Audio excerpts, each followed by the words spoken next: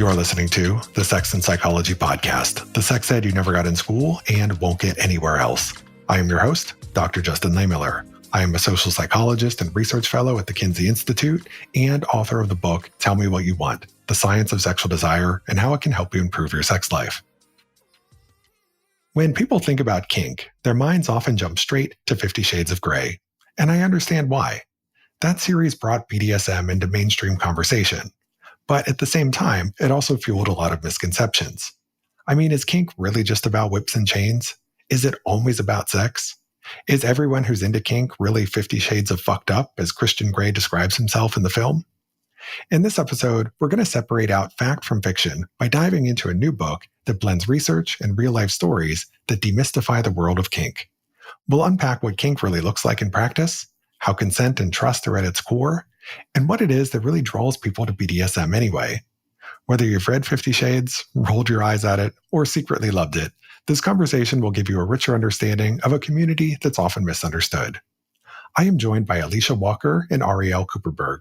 Alicia is an associate professor of sociology at Missouri State University and the author of The Secret Life of the Cheating Wife: Power, Pragmatism, and Pleasure in Women's Infidelity.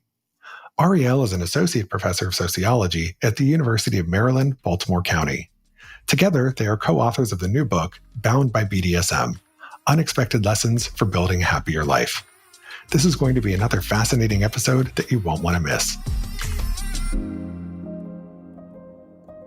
Hi, Alicia and Arielle, and welcome to the show. Thanks for having us. Thanks for having us. Thanks so much for joining me. So you both co-authored a new book called Bound by BDSM, which we're going to have a two-part conversation about. Now, today, we're going to be demystifying BDSM, which I think is really important because people have a lot of misconceptions about it. So let's start by talking about what BDSM is and what it isn't. Now, if you ask people to imagine what BDSM is like, many of them are going to go straight to what they've learned from things like 50 Shades of Grey. You know, they're probably going to picture this very dark and brooding sex scene. And while BDSM can certainly take that form, that's not the only way to do it. So how do you define BDSM, and what do you think are some of the biggest things that people get wrong about it? Oh, that's a great question. I'm going to let Arielle start this one. A lot of our participants brought up 50 Shades of Grey specifically as what a kind of a bad example of BDSM. Mm-hmm. So I think one thing that 50 Shades of Grey may get wrong, but that is very important to the BDSM community, is consent. I think that is one of the major differences. Like, if you think about it, what is the difference between things that we would consider abuse and things that we consider BDSM? The major difference is consenting to it. And 50 Shades of Grey doesn't always get consent quite right. Yep. I think another surprising thing we found was that even though BDSM is usually sexual, well, let me start with like a definition of BDSM, actually. Sorry. So BDSM stands for bondage, domination, or dominance, sadism, masochism, submission. What's the other D, Alicia, that I'm blanking on right now? Discipline. Discipline, right, yes. So it's a variety of practices that involve some sort of power exchange with other people, that you give up power or you have power over people in a consensual way. So people like agree to this in advance, and sometimes they have very detailed contracts about what is allowed and what is not allowed. And then it can involve a wide range of practices. So it can involve everything from tying people up, from using what's called impact play, which is like hitting or striking people. It can involve like the, stereotypical whips and chains, although it doesn't for everybody. It can involve things like e-stimulation, which is an electrical stimulation. They have specific tools that you could use for this that are for sale. So it's like a wide range of different types of practices that are usually happen in a sexual context, but not always. Some people practice BDSM and sex, and definitely penetrative sex may not be involved at all. Alicia, do you want to add to that? Yeah, I would just say that I think our conception of it is exactly what you described in the beginning, sort of this, brooding, emo, goth dungeon kind of setting. And, somebody's like chained up to the wall or something. And certainly that could be what's going on, but does not have to be. Some people live in a 24/7 power exchange. it is a super wide range of practices. And we had so many participants who had such different experiences and practices and the way that they lived and navigated BDSM. And so I think that's an important thing that we talk about in the book, is that we have this idea of it. We have this presentation of it in media. It's often presented as, the victim of the murder was murdered because they were involved in BDSM. And the reality is that these practitioners are your neighbors. They're your coworkers. They're your friends. They're not this bizarre group of really dangerous people. They're just average folks who just have a very specific interest in a certain set of practices.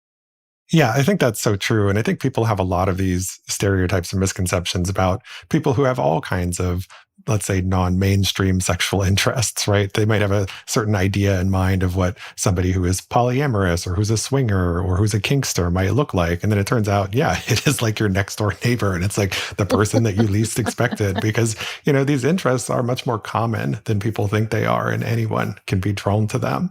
But I think one of the biggest misconceptions that I see around BDSM, and you kind of alluded to this in your earlier answer, is that people think that it's only about sex. But when you look at research on the topic, you see that, yeah, sex is often a part of BDSM, and that's one of the things that draws people to it, but it goes a lot deeper than that. So I was wondering if you could tell us a little bit more about some of the things that people get out of BDSM besides just sexual gratification or fulfillment. So many people talked about interpersonal things that they got out of it, like feeling more confident and feeling more secure about who they are and accepting themselves more and living a more authentic life and just being happier and feeling more peaceful, which I think are all really great things. And they also talked about having a greater sense of community, which Ariel will talk about in just a second. She had so many great findings about that. And having a closer, more intimate circle of friends. People talked about having these connections and these networks that honestly, I was really jealous. I was like, I don't have that number of people available to me at that level of intimacy locally to me. And so folks are really building almost like a family, really, of folks that have these shared interests with them. And it's really improving their lives in a lot of different ways.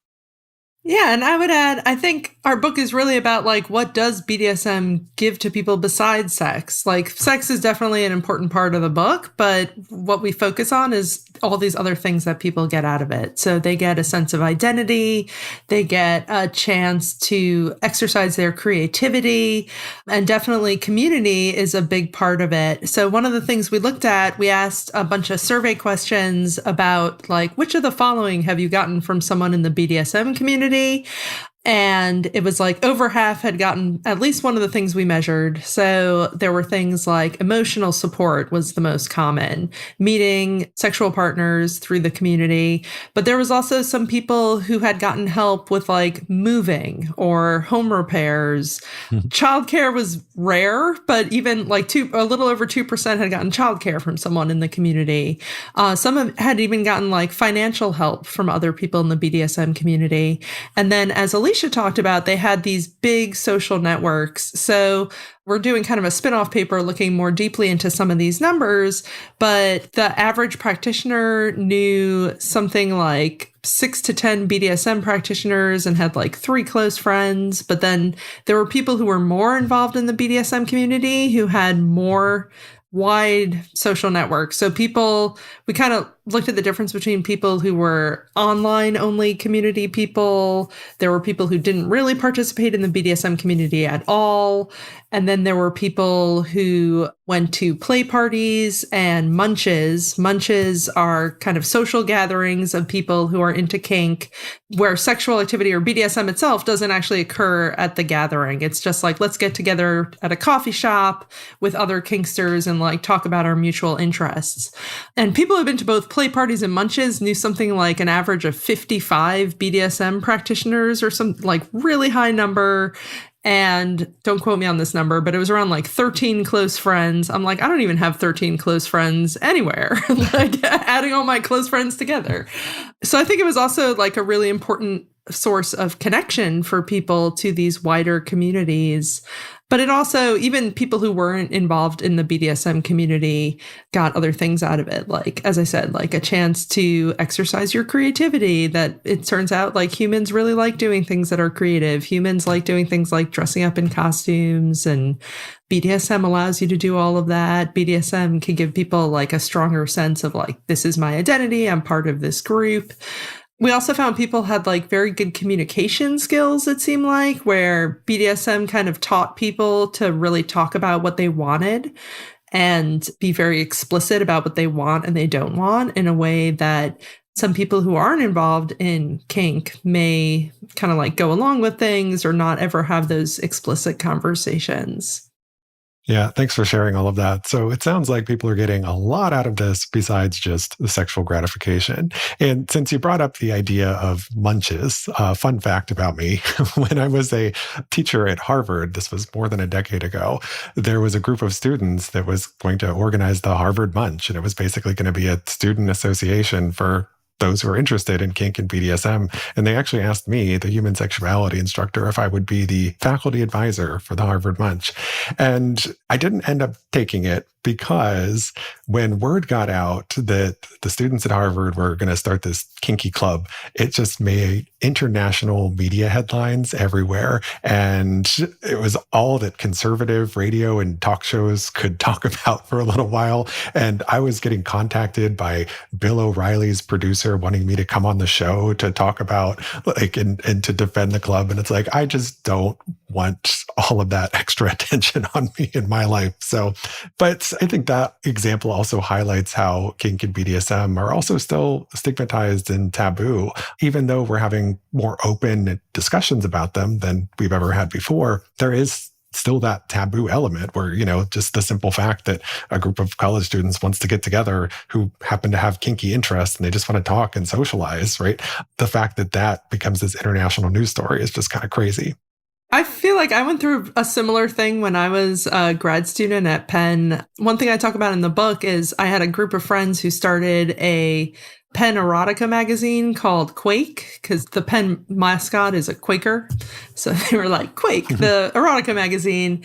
And they got a lot of pushback and like news stories about it too. And yeah, but that was what kind of got me down this path of studying this subject, is someone came and told a story about going to these secret underground BDSM parties in West Philly, where I lived at the time. And I was like, oh, there's like a whole secret society of people like getting together. Very interesting. And I'm like...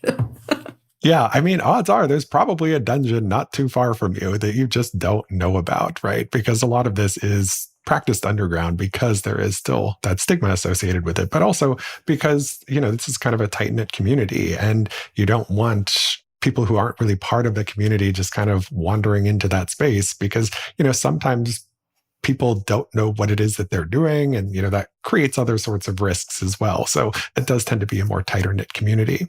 But now when we think about something like BDSM and kinks and fetishes more broadly, people have a tendency to assume that these interests always have very deep roots. You know, it's often connected to things that people experienced in childhood and adolescence, such as being spanked a lot as a kid. And, you know, there are lots of these very Freudian explanations out there. And in some cases, there can be truth to it, but not everyone has the same journey. And many times it's an interest that isn't discovered until much later in life. For example, I've read some research on seniors who have suddenly become interested in kink and BDSM. And sometimes it's actually a way that they cope with the pain of chronic illnesses, because pain through BDSM consensual practices is a controllable form of pain. And so in that way, it's actually kind of empowering to them. But, you know, sometimes people stumble onto this later in life, and it's sometimes just purely by accident. So tell us a little bit more about that. You know, how do people find their way into BDSM? That's a really great observation. And I want to say that childhood trauma did not really come up in our study. I had maybe 3 or 4 people who mentioned it in their interviews. People came to it in a variety of ways. A lot of folks said that some partner that they had was interested and sort of invited them into the practices, and then they really liked it and continued. Some of them said they had stumbled into it through porn. Some of them said that some kind of media presentation had sort of unlocked it. But what was interesting about it was that the media presentations weren't necessarily something that someone outside of BDSM practices would necessarily even recognize as BDSM. Mm-hmm. I remember one of the participants talked about Wonder Woman for an example, which the creator of Wonder Woman was into BDSM and did Right. work those elements into Wonder Woman. But lots of people watch Wonder Woman and don't pick up on that. The woman who was telling us about it is actually close in age to me.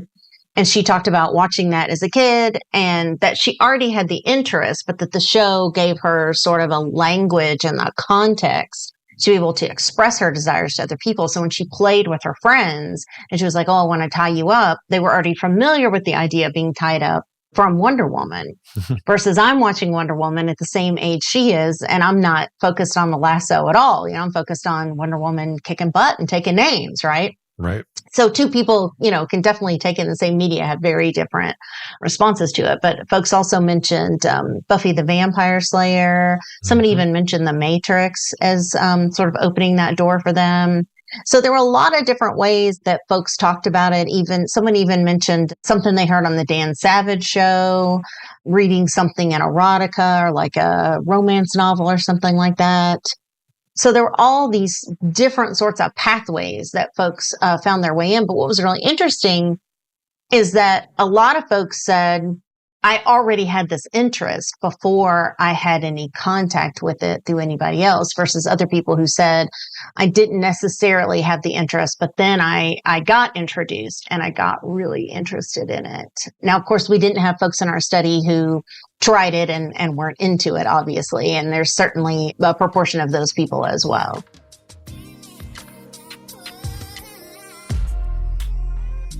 The older I get, the more I realize that good sleep isn't optional. It's essential. It's the difference between me being sharp at work, being patient with my partner, and feeling like the best version of myself, or being cranky, slogging through the day, and having every task take way longer than it should. I realized that I needed to do something to improve my sleep, so I started looking for a new mattress that could help, and that's how I found Brooklyn Bedding. I noticed a difference from the very first night. I started sleeping more soundly and woke up clear-headed, energized, and ready to go. Brooklyn Bedding knows that good sleep isn't a one-size-fits-all kind of thing, and that's why they offer mattresses for every body and sleep style. It's the real deal, too. They've been awarded the Best Mattress by CNET and Best Hybrid Mattress by Wirecutter. So if you want better and more comfortable sleep, check out Brooklyn Bedding, where you can try a 120-night comfort trial. If you don't love it, they'll help you return or swap it hassle-free. Go to brooklynbedding.com and use promo code Justin at checkout to get 30% off site-wide. This offer is not available anywhere else. That's brooklynbedding.com and promo code Justin for 30% off site-wide. Make sure you enter our show name after checkout so that they know we sent you. brooklynbedding.com, promo code Justin. When it comes to great sex, wetter is better. That's why I'm excited to introduce you to Soaking Wet from VB Health. It's the world's first probiotic specifically designed for vaginal and vulva health and wellness. Soaking Wet is a doctor-formulated blend of prebiotics, probiotics, and vitamins specifically designed to restore balance down there and increase lubrication. This isn't just about health, it's also about pleasure. VB Health has a simple mission, creating supplements that work with scientifically backed ingredients. They take quality seriously too. Each batch that is produced is tested by 2 separate third-party laboratories for safety and effectiveness.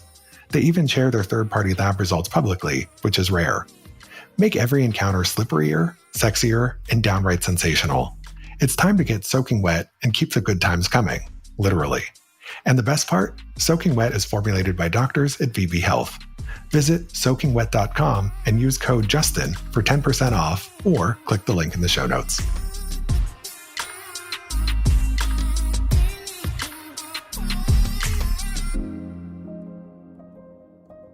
Yeah, I think that is important to point out that, BDSM isn't for everybody. And it's not the case that every time somebody sees BDSM in media or tries it in real life, that suddenly they become a kinkster overnight.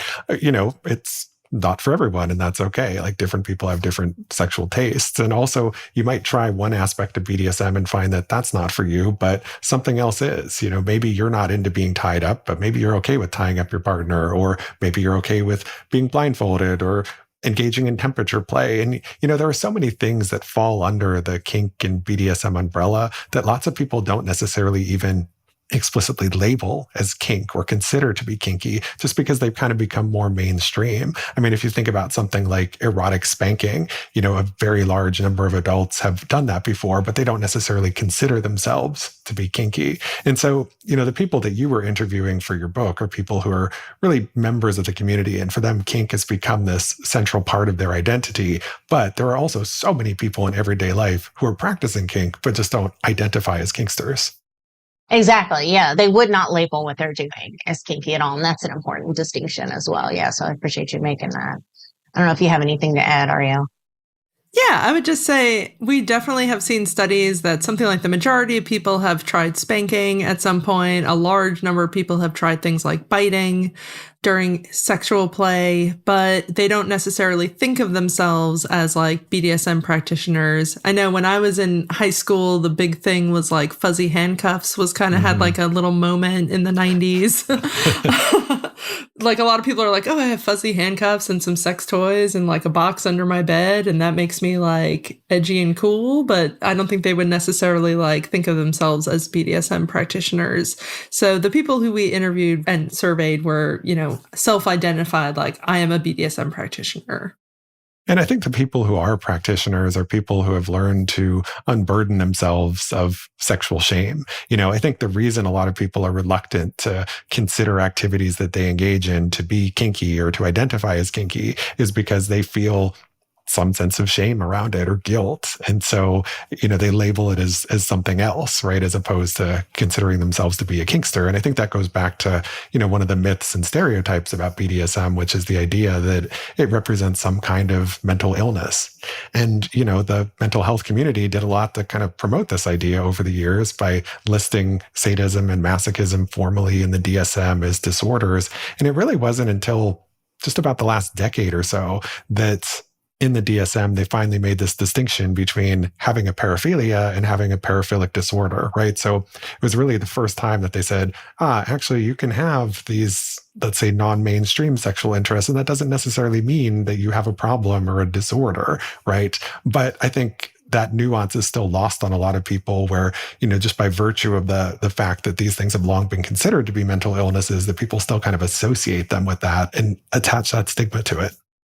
Yeah, I think even for the practitioners we talked to, the stigma definitely came up. We looked at like who had they told about their identity, and many people were very selective in who they would disclose that they were BDSM practitioners to. Most people had told like sexual partners, and most people had told at least some friends, although some of those friends may have also been people they met through the BDSM community.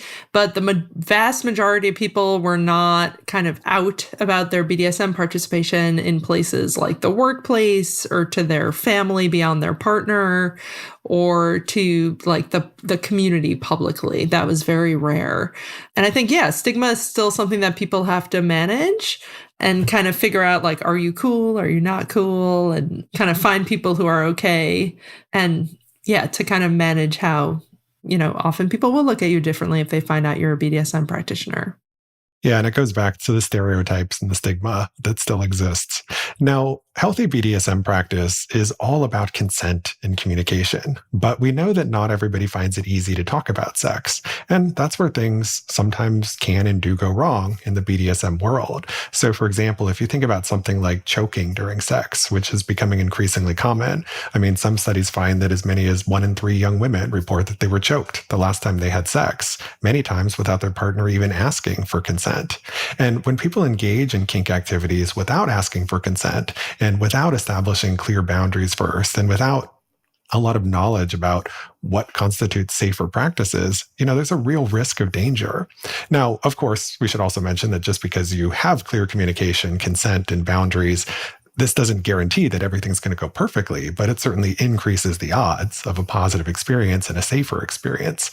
But talk to us a little bit about that. What does good consent and communication practice look like in the BDSM world? People talked so much about this in the interviews and how important that communication is and being clear with each other and listening and heeding that communication. And the fact that not doing so is absolutely dangerous. So many people said, the things that we do are absolutely dangerous. And so you have to have a lot of trust and you have to have a lot of communication. And a lot of people said, I thought I was a good communicator until I started doing BDSM, and I've actually gotten to be a much better communicator. And that consent piece that you're talking about, if I'm not communicating my desires up front, I'm not getting your consent for what I'm doing, I'm actually being abusive. I'm not doing kink. I'm not doing BDSM. That's the most important piece of it, is that consent piece. And then that communication piece is what's going to keep us both safe in whatever it is that we're doing. And so people talked about that endlessly throughout the interviews. They really wanted to be sure to drive that point home. Yeah, and I think one of the purposes of things like munches is for the BDSM community to kind of spread this idea of like, what is consent? Let's make sure we have this like very clear so that we don't increase the like abusive practices that might be going on. And as you noted, like even if you do have consent, things can go wrong. We had someone in our study who had like nerve pain, I think, in her wrists from being tied up too long once with consent. It wasn't like non-consensual, but because of like not knowing exactly how long you could stay tied up, she ended up with kind of like permanent nerve damage.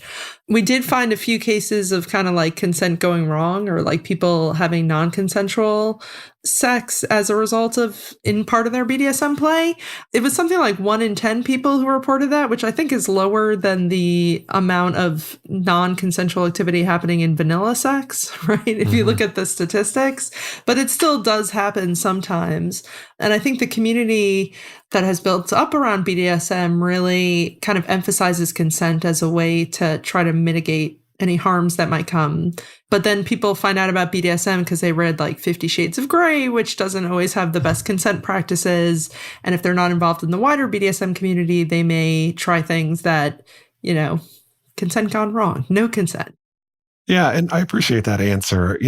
I think there's a tendency for many folks to kind of idealize the kink community or put it on a pedestal. And we see this happen a lot too in the world of polyamory and consensual non-monogamy, where people often talk about these communities as having everything figured out. And it's sort of like this utopia for sex. But, there are cases where things go wrong, right? Where BDSM practice, something inadvertently happens that, can result in unwanted pain or injury. And in very rare cases, sometimes people have died as a result of participating in very extreme activities. And, the same is true with polyamory and consensual non-monogamy, with people not always having everyone be on the same page at the same time about everything, and unexpected emotions like jealousy popping up and emerging into the picture. So, yeah, every community has a mix of things that they're getting right and, things that sometimes go wrong or don't always kind of live up to the expectations or ideals. But when something bad happens in a BDSM context, however, it tends to get really blown out of proportion, and it tends to be taken as this indictment of the whole community, and you have somebody who might be injured through kinky sex, and then suddenly everybody says, oh, no, nobody should be engaging in that, and it's inherently dangerous. But when somebody gets injured through very vanilla sex, we don't take that as a broader indictment of like, well, people shouldn't have vanilla sex. It's sort of just like a shifting double standard. People tell me all the time about sex injuries that happen during vanilla heterosexual sex, and that stuff does not make headlines. But if something happens in a BDSM context and a journalist finds out about it, it's absolutely going to become a story. Yeah. Yeah, we did talk about a few famous stories of different people, like some people who have died, or like abuse cases that have come out that have been connected to BDSM, or at least the media has connected them to BDSM. In general, the media, I think, lends itself to the most sensationalist story. And by playing up stereotypes about BDSM and like hyper focusing on these stories, it leads to a lot of clickbait, basically. But that's not the experience of most people. That's, they're so rare that they become these huge stories, but then give this kind of like negative impression because that's the stories people hear about. Yeah. And, safety is such a huge priority for the vast majority of BDSM practitioners that, many of them are going to explicit trainings, right, to learn how to actually do these things so that they're practicing it in a way that is as safe as possible. Now, in your book, you interviewed a bunch of BDSM practitioners, and one of the things that you found was that they were disproportionately likely to identify as LGBTQ. And that's something that I've seen in my own research on sexual fantasies. Across the board, people with LGBTQ identities are more likely to fantasize about kink. So I wanted to ask for your take on why that is. Why does there seem to be more interest in kink among sexual and gender minorities? I would say, once you've already broken one major taboo in society by engaging in same-sex sexual activity, and these are people who self-identify as queer, right? That's not all queer people. So people who are self-identifying as queer and already breaking this major taboo for a lot of people, I think are more open to considering other taboo sexual behaviors as well. But I think there's also kind of a long history of kink being tied to the queer community and kind of the leather gay men community. Earlier you were talking about how psychologists often pathologize BDSM, and the original book about BDSM is Psychopathus Sexualis, which is also the book that kind of coined the term homosexual and also coined the term sadism and masochism, all in the same book. So even from the psychological perspective, it's been kind of tied to that community from the original naming of sadism and masochism.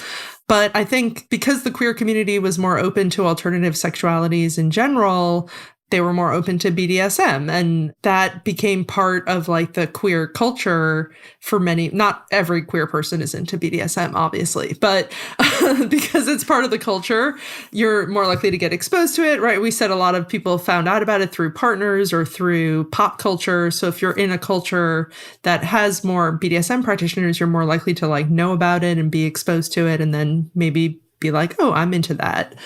So yeah, that would be my presumption.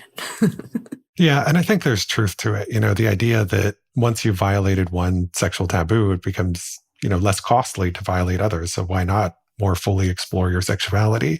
But I think it's probably also the case that if you're somebody who gets into the world of kink, that might also open the door to acknowledging same-sex attraction or other aspects of the sexual self that maybe you otherwise would have been uncomfortable with, because I think kink can also just open the door toward greater self-acceptance and sexual exploration. So probably a few different pathways there. But this has been an amazing conversation, and I'm really looking forward to continuing it in the next episode and talking all about what people can learn from the BDSM community about having a happier and more fulfilling life. Can you please tell my listeners where they can go to learn more about you and your work and get a copy of your new book? Absolutely. You can absolutely go to my website, alicia-walker.com, and you can buy the book at Amazon, and you can buy the book from the publisher, and you can buy it from Barnes & Noble. Yeah, I have it's sites.google.com/RELTK, but I'm Google my name, my website will come up. Yeah, our book is available through Bloomsbury, the publisher, and through Amazon, and basically every, online book realtor. Well, great. I'll be sure to include links to all of that in the show notes. Thank you again so much for your time. I really appreciate having you here. Thank you. It was great being here. Yeah, thanks for having us.